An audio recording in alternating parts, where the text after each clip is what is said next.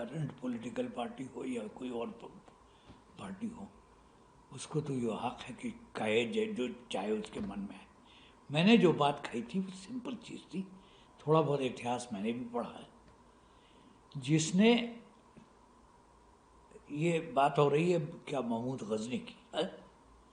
उसकी हुकूमत लाहौर से भी नीचे करनाल की तरफ आती थी। तो वो कहीं और का बादशाह हो या ना हो, उसकी हुकूमत लाहौर पे तो थी। हिंदुस्तान, अगर आप मैप देखिए जो आपको गूगल पे मिल जाएगा, तो वो नीचे तक आते हैं। हमला उसने किया, लुटेरा था, बदमाश था, वो सब सही है, मगर उसमें उसकी जिनसियत और ये नेशनैलिटी नहीं आती है। वो लूटने आया था, बस खत्म, लूट के चला गया। उससे पहले भी आए थे, उसके बाद भी लूटने वाले आए, अपने देश में भी लूटने वाले हुए। कोई यहाँ का है, कोई वहाँ का है, कोई वहाँ का है, नाम नहीं लेना चाहता। एक दो नाम अगर आप लेना चाहते। नहीं भाई, जो राजा स्ट्रांग होता था वो पड़ोसियों पे हमला करता था। कोई लॉ तो नहीं था कि वो हमला करे, तो वो करता था इसलिए कि वो जानता था कि उस हमले से उसको फायदा है। तो उसके साथ जो गजनी आया था, वो नाम उसका गजनी हो, धर्म उसका कुछ भी हो, मगर काम जो उसने किया है वो लुटेरापन था। लूटने में उसका कोई वो नहीं था कि वो ये इस लाइन के इधर है, ये इस लाइन के उधर है। उस जमाने में आम फीलिंग जनता में ये होती थी कि मंदिरों में बहुत दौलत होती है। ठीक है, प्रैक्टिस थी, सोशल प्रैक्टिस थी, और वो उसी की तलाश में आया था। उसने लूटा, औरों ने भी लूटा, कि कम या बेश, औरों ने भी लूटा, और मेरे स्टेटमेंट के पीछे कुछ और नहीं था। बट आपको जो क्रिटिसाइज किया गया, आपको लगता है गलत किया गया, या इतिहास को एक चेंज करने की कोशिश की जा रही है, ऐसा आपको लगता है? भाई देखिए, इतिहास ऐसी चीज है जो हो गई, सही या गलत, तो हम तो नहीं चेंज कर सकते। हम उसको मालूम कर सकते हैं या इग्नोर कर सकते हैं, ठीक है ना? तो किसी ने हमला किया, चंगेज खान आया, उसने आधी दुनिया अपने कंट्रोल में ले ली। उसके बाद भी आए, नादिर शाह आया और दिल्ली को फतह कर गया, जाके लाल किले में बैठ गया। तो वो चेंज तो नहीं कर सकता। बहुत बुरा काम किया उसने, हमारे लोगों को मारा, हुकूमत की लूटा, मगर हम उसको चेंज नहीं कर सकते। हम उसको रिमेंबर कर सकते हैं, रिकॉर्ड कर सकते हैं कि भाई ये देखिए फला आदमी आया था, उसने ये किया। सर, अमूमन ये जानकारी सामने आती है कि जो भाजपा सरकार है वो हिस्ट्री को लेकर अलग अलग स्टेट में जो है बातें कहती है कि हम ये चेंज करेंगे, हम मुगलों के बारे में अब बताएंगे कि किस तरह से। आप इस पर आपकी क्या राय है? देखिए, ये उनका पॉलिटिकल एजेंडा है, तो मैं उसको क्या करूं? मैंने न एजेंडा बनाया, न मैंने इम्प्लीमेंट किया। मैं नागरिक हूं, उसको देख रहा हूं, कहीं कहीं सह भी रहा हूं। सह रहे हैं आप? भाई सभी सह रहे हैं तो मैं भी हूं, हम आप में क्या फर्क? हम दोनों नागरिक हैं। आप किस तरह सह रहे हैं सर उसको? आप क्योंकि जिक्र कर रहे हैं इस बात का, आपको लगता है कि आपके साथ भी कुछ भाई मैं रोज अखबार पढ़ता हूँ, रोज टीवी प्रोग्राम देखता हूँ, और उसमें यही सब चीजें होती हैं, और क्या होता है? किसी को उसके धर्म पे मार दिया, किसी को उसकी लैंग्वेज पे मार दिया। कोई मद्रासी है तो बुरी चीज़ है, कोई बंगाली है तो बुरी चीज़ है, कोई पंजाबी है तो बुरी चीज़ है। तो ये अच्छी चीज़ें नहीं हैं, मगर अब समाज में लोगों का मूड बनता है ऐसा करने का। सर, आपने अभी अपनी बातों में कहा कि मैं रेफरी रहा और 11 टीम इधर 11 टीम इधर। उस वक्त जब आप रेफरी आप कर रहे थे, मैं बात कहूँ आप जब हाउस में थे, अब जो मौजूदा हालात हैं उस पर आप क्या कोई बात रखेंगे? आपको लगता है कि काफ़ी चेंजेस हुआ है जिस तरह से पार्लियामेंट के अंदर चीज़ें हो रही हैं? हाल ही में राहुल गांधी को बोलने नहीं दिया गया, ये कहकर कि वो एक जो किताब है वो अनपब्लिश्ड बुक का जिक्र कर रहे हैं। आप कैसे देखते हैं इस पूरे पार्लियामेंट के अंदर जो चीज़ें हो रही हैं, उस पर आपकी क्या राय है? देखिए, बड़ी सिंपल सी बात है। अगर आप अपने रिसेंट ईयर्स में हिस्ट्री पढ़िए तो आपको पता चलेगा कि पार्लियामेंट की सिटिंग एवरेज 90-100 पर डेज पर ईयर होती थी।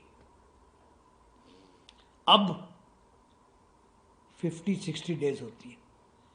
इसका मतलब ये है कि parliament spends half the time on work it is supposed to do. Why is this so? अगर 50 दिन काम करेंगे तो 50 दिन का रिजल्ट उनको मिलेगा। वही हो रहा है अच्छा। तो पार्लियामेंट्री सिस्टम जो है हमने अपनाया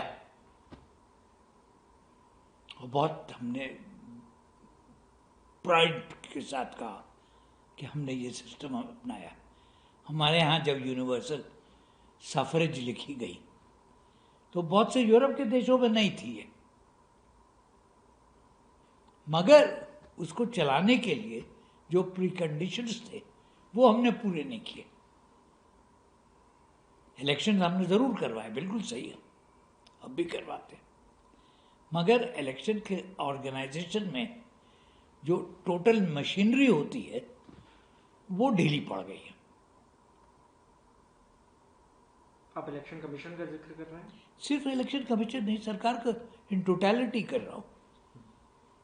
भाई, अगर मैं डिस्ट्रिक्ट ऑफिसर हूँ कहीं पे, इलेक्शन होने वाला है, मुझसे कहा गया साहब ये करना है आपको, तो मैं उसको कर दूंगा। मैं उसमें ये नहीं देखूंगा कि ये गोरा है या काला है। अब ये चीज़ अनफॉर्चुनेटली हो रही है। आप कह रहे हैं एक पॉलिटिकल पार्टी को फायदा पहुंचाया जा रहा है। भाई, खेल में दो पक्ष होते हैं कि नहीं? कम से कम दो पक्ष होते हैं। तो अगर एक तरफ आप झुकेंगे तो दूसरे को फायदा होगा। मैं न्यूट्रल हूं, बीच में खड़ा हूं। अगर इधर झुकूंगा तो नुकसान भी होगा एक को, दूसरे को फायदा होगा। उधर झुकूंगा तो वही चीज होगी। सर, ओम बिरला साहब ने कहा, पार्लियामेंट क्योंकि चल रहा था इस बीच, कल उन्होंने कहा पीएम को राष्ट्रपति वोट ऑफ थैंक्स देना था। इस बीच पार्लियामेंट में प्रधानमंत्री नहीं पहुंच पाए। ओम बिरला साहब ने ये कहा कि मैंने उनसे रिक्वेस्ट किया क्योंकि अपोजिशन की कुछ महिला सांसद जो है वेल में आ गई थी और कुछ घटना हो सकती थी, अटैक कर सकते थे वो पीएम पर, इसलिए मैंने रिक्वेस्ट किया पीएम को कि वो ना आए, और वो नहीं आए मेरे रिक्वेस्ट पर। मुझे 2004 का वो कांग्रेस पार्टी की तरफ से एक वीडियो जारी किया गया जिसमें मनमोहन सिंह साहब खड़े हुए थे और उनके सामने प्रोटेस्ट कर रहे थे अपोजिशन। आप कैसे इसको देखते हैं? क्या वाकई में अब जो अपोजिशन पार्टी हैं वो इतने नाराज हैं कि वो अटैक कर सकते हैं पीएम पर? देखिए, मैंने जब वो खबर पढ़ी या टीवी पे सुनी तो मुझे बहुत ताज्जुब हुआ। Rules of the house are that the speaker or the chairman Rajya Sabha has absolute authority over the functioning of the house, this or that house. पहले ये होता था कि जो सिक्योरिटी फोर्स थी पार्लियामेंट की वो लोकसभा के कंट्रोल में या राज्यसभा के कंट्रोल में होती थी। अब कुछ सालों से उसको बदल के उन्होंने किसको CIF को किसको दे दिया है। तो कोई आप अगर जाएं या मैं अगर जाऊं पार्लियामेंट हाउस में तो दाखिल नहीं हो सकता हूं, नहीं जा सकता हूं। किसी ने मुझसे पूछा आपने नया पार्लियामेंट देखा है? मैंने कहा भाई पास अंदर जाने का कोई कार्ड ही नहीं है, मैं कैसे देखूं? तो स्पीकर साहब का जो भी फैसला रहा हो मुझे नहीं मालूम, तो अखबार में जो लिखा है उसमें कि कोई इतना पावरफुल हो जाएगा कि स्पीकर को दबा देगा। ये बात मेरी समझ में नहीं आई। हाउस में जो दाखिल होता है वो सिक्योरिटी कंट्रोल के बाद जाता है, और जो चीज़ स्पीकर या चेयरमैन के कंट्रोल में है उसके ऊपर कोई दो राय नहीं है।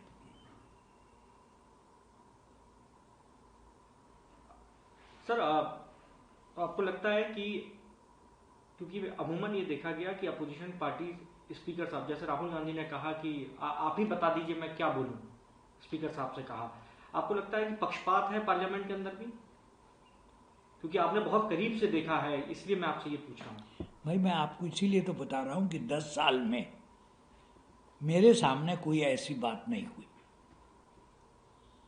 टेंशन होता था, और टेंशन को सोल्यूशन का भी तरीका था। दोनों पक्षों को बुला के खामोशी से बात कर लेते थे। न तुम्हारी चली न मेरी चली, कॉमन चीज चली। तो मेरे जमाने में तो ऐसी कोई चीज हुई नहीं। कभी कभी एजिटेशन होता था, लोग प्रोटेस्ट करते थे, ज़्यादा से ज़्यादा ये होता था कि हाउस एडजर्न कर दिया आपने 2 घंटे के लिए या आधे दिन के लिए या 1 दिन के लिए, और उसके आगे कभी कुछ नहीं हुआ। मैं आपको एक किस्सा मुझे याद आता है। कोई डिबेट हो रहा था, उसमें एक फ्रंट लाइन पे बैठे हुए ऑपोजिशन के एक एमपी थे, और वो भाषण दे रहे थे। तो उनके भाषण में ज़रा सा लैंग्वेज जो थी वो सख्त थी। तो मैंने उनसे कहा, उनको रोक के उनसे कहा कि देखिए आप जो कर रहे हैं वो एक रूल एक्स को वायलेट करता है, और अगर आप यही कहेंगे तो मुझे फिर आपके खिलाफ एक्शन लेना पड़ेगा। इतना कहना काफ़ी था। उन्होंने अपना बस्ता उठाया और चले गए। तो देखिए रूल्स बहुत हैं, रूल्स की कमी नहीं है, मगर रूल के लिए यह है कि कोई उसको ऑब्जर्व करे। भाई आप मोटर चलाते हैं, ट्रैफिक लाइट पे आप नहीं पहुंचे, आप रेड लाइट पे निकल गए, तो चालानी तो हो सकता है, वहां पर कोई बंदूक लेके मारेगा तो नहीं। That is it, it's as simple as that. It's like any other game in life. Sir एक जिस तरह जगदीप धनखड़ साहब ने रिजाइन दिया, आपका उस पर क्या रहा है? क्योंकि अभी तक वो मुझे आज तक मालूम ही नहीं भाई हाँ। क्या हुआ। मुझे आज तक कुछ नहीं मालूम है, तो अखबार में भी नहीं पढ़ा, कुछ नहीं है। मैं एक चीज जानता हूं, देखिए वो पद जो है उपराष्ट्रपति का, बहुत बड़ा पद, तो उससे रिजाइन करना कभी पहले तो नहीं हुआ है। एक ही सिचुएशन में हुआ है। अगर कोई वाइस प्रेसिडेंट प्रेसिडेंट बन जाता है तो वो रिजाइन करके वो दूसरे उसमें चला जाता है। नहीं तो रिजाइन करे, इतने ऊंचे पद से कौन रिजाइन करता है? तो क्या हुआ, कहानी क्या है, मुझे नहीं मालूम। आपको लगता है कि वो इस वक्त नजरबंद है या उनके ऊपर कोई दबाव है? दबाव उन पर कुछ नहीं, उनका रिजाइन कर दिया चले गए। सर आपने, क्योंकि इलेक्शन कमीशन की हम लोग बात कर रहे थे, जिस तरह से इलेक्शन कमिश्नर का अपॉइंटमेंट होता था, जो चेंजेस हुए, आपको लगता है कि उस चेंजेस के बाद एक पॉलिटिकल पार्टी अपने मन मुताबिक जो भी रूल करेगा, मैं बात करूं क्या भाजपा अगर रूल कर रही है क्योंकि अभी, तो क्या उससे करंट पार्टी को इस वक्त फायदा है? और जो प्रोसेस चेंज हुआ है वो क्या चिंता की बात है? देखिए प्रोसेस क्या चेंज हुआ है मुझे नहीं मालूम। मैं एक चीज़ जानता हूँ, वो बहुत सालों पहले एक इलेक्शन कमिश्नर होता था, उसका नाम था टी.एन. शेषन। जानते हैं अपना, लोग कांपते थे उनके सामने। एक बार वो इलेक्शन कमिश्नर हो गए और ने ऑर्डर दिया कि इलेक्शन होगा, बिहार में होगा या बंगाल में होगा, कहीं भी होगा, फिर सेशन साहब was the Lord and master, फिर किसी और की नहीं चलती थी। तो देखिए ये जितने पद हैं अपने कॉन्स्टिट्यूशन में, चाहे वो चीफ जस्टिस हो, चीफ इलेक्शन कमिश्नर हो, और भी दो चार ऐसे पद हैं, उसको कोई गुंजाइश होनी ही नहीं चाहिए कि कोई उसको इंस्ट्रक्शंस दे। उसको मालूम है उसे क्या करना है। SIR का प्रोसेस चल रहा है, अपोजिशन पार्टी देखिए मैं एक चीज जानता हूँ, अपने देश में सेंसस होता है बराबर, हर 10 साल पे होता है, मगर वो टाइम उसका केयरफुली सिलेक्ट किया जाता है।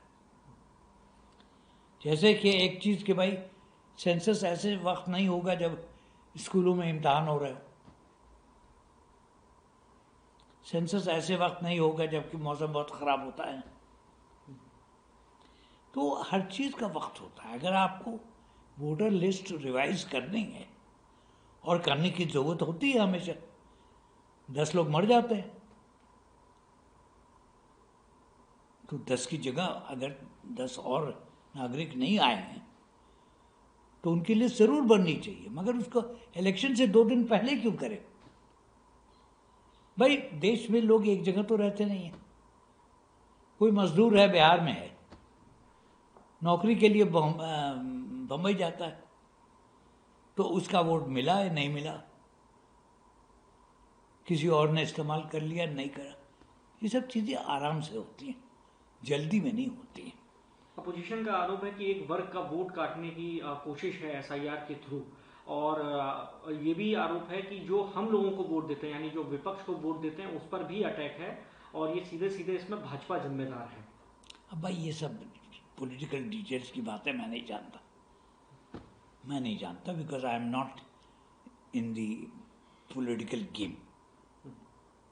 बट क्योंकि वोट देने का अधिकार तो सबका है, आप भी वोट देते हैं सर। बिल्कुल देते हैं जी, मैं इसलिए आपसे पूछ रहा हूँ कि आपका भी SIR हुआ होगा। हाँ। तो वो प्रक्रिया आपको ठीक लगी, या आपको लगता है कि अटैक किया जा रहा है? आप भी देखते होंगे अमूमन ये आरोप पॉलिटिकल पार्टीज खासतौर पे भाई वो सब पे नहीं होता है, किस पे करना है किस पे नहीं करना है सबको मालूम है कि भाई हूँ रिटायर्ड आदमी हूँ, एक जगह रहता हूँ, इसमें कोई सीक्रेट तो है नहीं।